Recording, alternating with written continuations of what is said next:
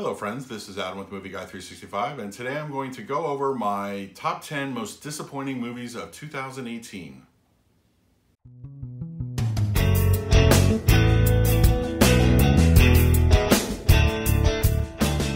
Please hit that like button, subscribe, hit that bell notification. I put out videos daily. You can also find me over at Twitter at Movie Guy 365.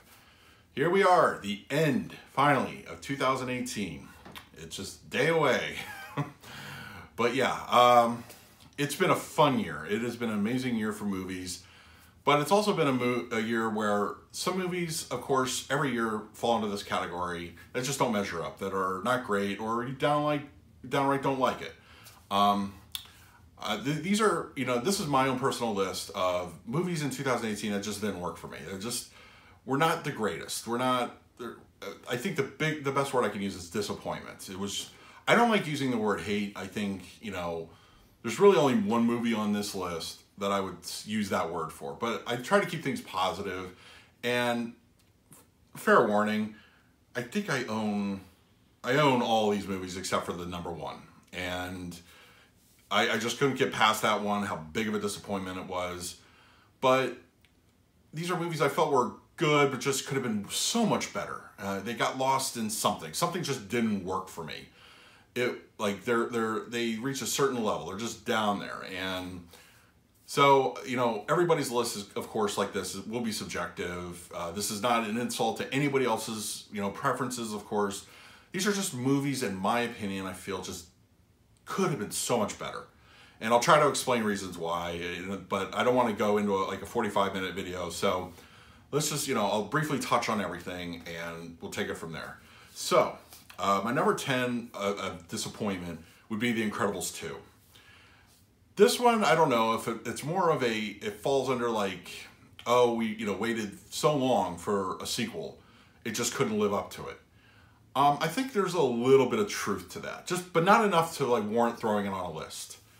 I think it just, I felt that The Incredibles 2 was too messagey. It had, it didn't have the magic of the first one. And also my number one complaint of any movie that does this, especially, well, it has to be a sequel, don't reset your characters. It literally had a great group dynamic at the end of the first one, and then within 10 seconds of the sequel, now everything got reset. Nobody learned their lesson from the first movie. It's just, that bothers me, I think, more than anything. And another reason why they put, I didn't really care for this one, they also, well, this is more of a nitpick for the disc kind of thing, but they altered the strobe effect scene as far as, from theatrical to disc. And I understand why they could do that as an option, but that should have been an option. That should have been an easy fix with some kind of branching or something like that, but they just removed it. And that alone would warrant putting on the list. But I think at the end of the day, I stand by what I said. It just felt like, don't reset your characters. There's no reason to do it. That bugs me as a movie trope, and unfortunately, that's number 10. My number 9, I think it kind of speaks for itself as to why it would be on the list, but I'll say it anyway. It's Solo: A Star Wars Story. I'm a huge Star Wars fan through and through. Sometimes when something isn't working as a filmmaker, you try to fix it, and it occasionally works. I felt that Star Wars Rogue One was one of those, just to keep within the same genre here. It didn't work so much with Solo. There's a lot to love about it. I felt the action scenes were really good. Some of the characters are good. Some of the characters are extremely annoying. There was too much drama. I don't think this film is as bad as the hate it gets, but you look what Lord Miller did with Into the Spider-Verse. It just keeps my mind wondering what we could have gotten if, certain executives weren't meddling in everything. I don't know. I could go on a rant for that for hours, but I won't do that. But yeah, Solo obviously on the list. My number 8, I really didn't like it when I first saw it in the theater. I felt it let down the original, but then I saw it at home. I liked it more, but I still have massive problems with the third act of the movie. doesn't match the characters that have been established in this world from the first movie or the second. And that would be Sicario de la Soldado. It was okay up until maybe the last 45 minutes. But it lost its way. I don't know. I don't know. When a movie goes against its own rules, that bugs me as well. But I felt that it happened here. I think it had a solid premise, a solid opening, and then it just turned into like a basic, almost a buddy cop kind of thing. I'm like, what happened here? Or it wouldn't even be buddy cop, it'd be buddy assassin. And no, that was a big disappointment for me. I got over the initial, the creative team wasn't necessarily behind the sequel, just a few key parts were, but it just overall didn't work for me, especially that last third. My number 7, this was a movie that while I reviewed it, I was a little more positive about it in my review, but upon reflection and just having to sit on it that's one of the problems I think when you review something the day you see it. When you do things for like the YouTube, you want to get it out there. And while I stand by a lot of what I said, I think it's going to suffer under further viewings. And there are a lot of problems with it. So ultimately it did end up on my disappointment list. And that would be the 2018 Halloween. So much potential. I think it was a lot of hype behind it that the hype guided the ship on this. And unfortunately the finished product wasn't nearly as great. There were definitely moments that were awesome and very good. And of course they pay homage to a lot of the films in the series while retroactively erasing them from canon. But, at the end of the day, I feel that we could have gotten a better movie here. But yeah, Halloween 2018 was definitely a disappointment. Another one this one kind of let me down. And I was very hopeful for it. My number 6. And it's bad, but it's like good bad, if that makes any sense.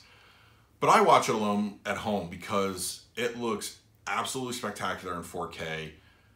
You can kind of just ignore the other stuff happening on screen, but just watch it. It's fine, but I feel like once again, it's a movie that ignored the rules of its own universe. And I know like, franchises like DC like to do this and other, but this one I'm talking about is The Nun. It looks great. It's a pretty epic looking picture and gothic setting. But when your main antagonist kind of just, shifts power sets between movies, you kind of have to wonder why. And there's no real explanation for it. You can only go so far with it, but I don't like it when a movie rewrites its own rules. It does that here. When you're coming from The Conjuring 2 to here, there's definitely a shift. There's a power shift that is just, what? So yeah, The Nun was a disappointment. My number 5, I went back and forth debating if I should put this even on the list. Because while yes, it was a disappointment, and I don't see this changing necessarily in any future installments, I did enjoy it enough. And it's empty calories, if that makes any sense at all. It's an empty calorie movie, but it's disappointing considering where it came from and what it could be. Look, not everything has to be directed by Spielberg to be good. But don't go the popcorn route. I know they sort of did that with Part 3, but Jurassic World: Fallen Kingdom, filmmaking wise, it looks good. It actually looks really good. A lot of it I did like. I appreciated the somewhat artistic look of the film, but the story is just awful. Why would you set a dinosaur movie primarily in a house? I don't know. Now I know why I put that on my disappointment list. It was disappointing to the point of just being bad. And while it's nice to look at home, I don't see myself going back to it too often. But yeah, just didn't work for me. My number 4 was a disappointment because of the star. And I felt that this movie could have been punched up a little bit, just dialed up a couple notches, and it would have been great. But I feel the star, considering his personality, just phoned it in. And I'm not used to that with him. And I'm talking about Dwayne "The Rock" Johnson in Skyscraper. He was really, like, you could have put any guy in that role, and it would have been the exact same movie. Why I like The Rock, obviously, is his personality. There was just not there. Where was it? You know, I don't like to slam a performance, but his performance was like my newest disappointing of 2018. I love the guy, I really do. Jumanji, just, you know, I go back to like his wrestling days. I go back to when he did The Rundown. It's one of my favorite kind of action adventure movies. He was great. He has personality. It was just not here. And I don't know, the story needed a few adjustments. I know it was trying to find its footing at some point, but yeah, I was honestly disappointed. The only movie on this list I was disappointed in the actor, and I felt that he could have really added the personality. We would have had a better movie. My number 3 was, it's still a disappointment. It is, I love the original, and I understand, once again, don't change the rules of your universe. You know, just the whole point, and you can look it up. He said that. Guillermo del Toro said that these movies are about giant robots fighting giant monsters. He made the first one. Yes, it didn't set the world on fire, but I have a feeling if it was released today with a different marketing, it would be better. I mean, like, it would be a better box office. But Pacific Rim Uprising, I didn't really need to see the cadet version of Pacific Rim, but once again, giant monsters don't even show up until the last 25 minutes of the film. What? Yeah, I get we get giant robot fights, like 2 of them, but they're not that great. They're actually kind of bland. But there's too much focus on the next gen Jaeger pilots. There's a lot that didn't work for this movie for me. But yeah, yeah, this one broke my heart, honestly. Like, I was so mad when I saw this, and then yeah, it was just, the action scenes are good in a lot of parts when you do get it, but the story is just just nothing there. You have John Boyega. Use him more. He's your star. Why are we focusing on these cadets? That's just, no, it didn't work. And also, fight some monsters, not just a couple at the end. You know, no, it just didn't work, you know. So, all right, my number 2, this is the movie I mentioned I just didn't like. This isn't a disappointment in the traditional sense.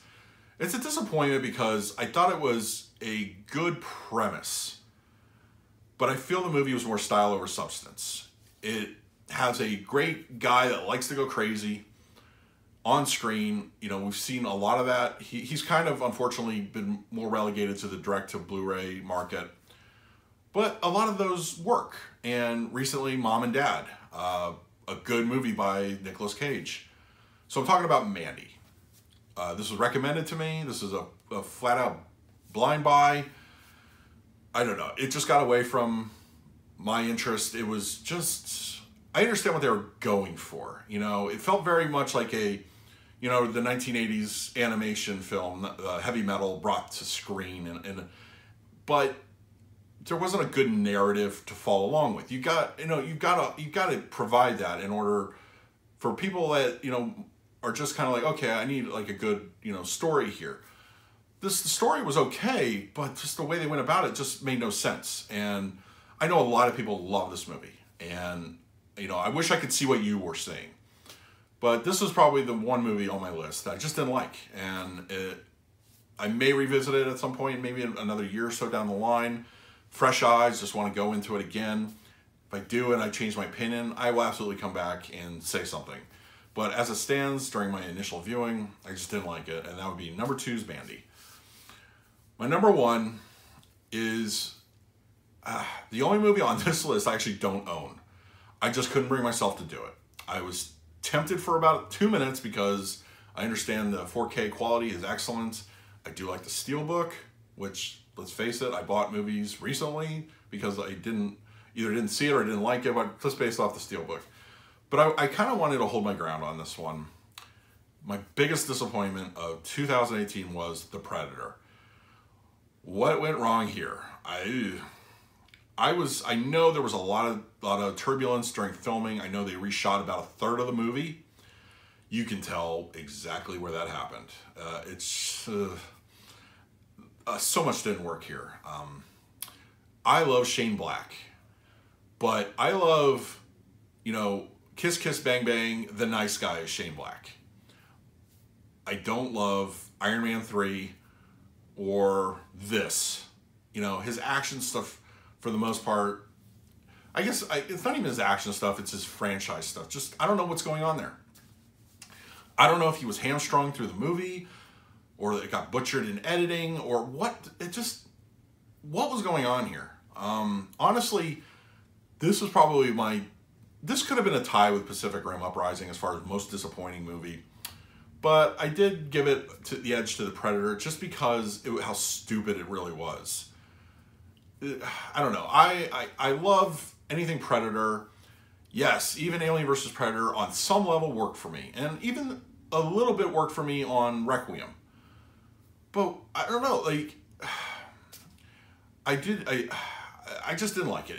It was the biggest letdown to me. The characters were good, but it was also one of those where you didn't know who was who. You didn't have names. They mentioned it briefly, really fast, and you're supposed to okay, I remember this guy's this guy.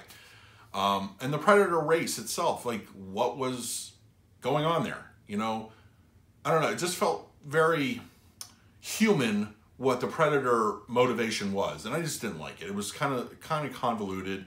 It could have been better. It just, in the ending, really? Is that where we went? Okay. But yeah, The Predator, my biggest disappointment of 2018. So, I'm holding out. I'm not going to buy it. I'm really not. So please, leave your comment below.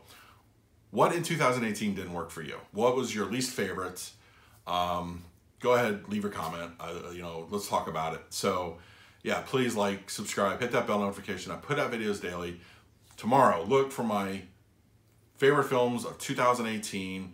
If you're a fan of the channel, you probably already know what my number one is. But yay, 2 through 10, yeah, any of them could be there. But yeah, go ahead and check it out. So yeah, as I said, please subscribe, hit the bell notification. I put out videos daily. So until next time, this is Adam with Movie Guy 365. I will see you at the movies.